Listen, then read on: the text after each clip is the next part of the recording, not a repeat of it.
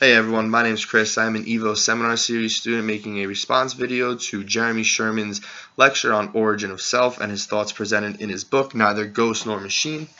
I'm just going to give my thoughts on one of his overarching points, which is what is the function and purpose behind living things striving to exist, and where do we draw the line between humans and lower life forms of what is capable of recognizing oneself.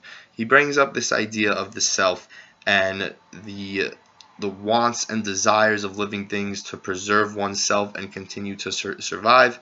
He argues that any animal, creature, or organism that tries every day to survive and does things for its own survival is capable of recognizing the self and has wants. That animals want to try to survive, which makes sense.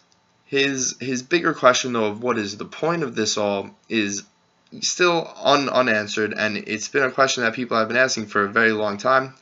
In my opinion, the answer may be very, very simple, in that the purpose behind the existence of life is just for life to continue to exist, and that maybe just having living things in the cosmos provides some form of energy balance that we are unaware of, and that things simply need to exist that are alive because of balance on a level that's larger than just an ecosystem or the biosphere, maybe that attaches, between planets or between solar systems.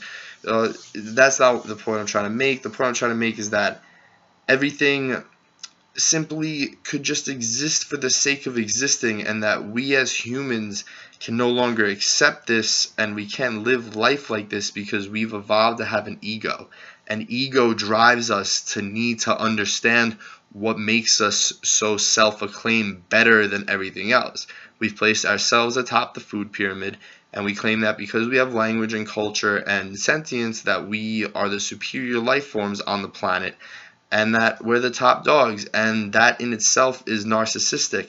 And we developed an entire scientific community to try to give explanations as to how and why we're better than all other animals, when if you look in nature, most living things, the way they act and their behaviors, it's, they use very simple communication with each other, but yet we see every day that animals simply do things to survive. They hunt, they sleep, they breed, and we watch these behaviors and we document them, and they seem perfectly content with living life for the sake of living and being alive, whereas people, because of our ego, we've evolved to a point that we're no longer happy simply living, and that we need to now spend our time and our lives trying to validate ourselves. And we've almost made the purpose of our lives searching for the purpose of our lives instead of just existing, which is what the purpose of any living thing could be. We don't know. Those are just my thoughts on it. Thank you for listening.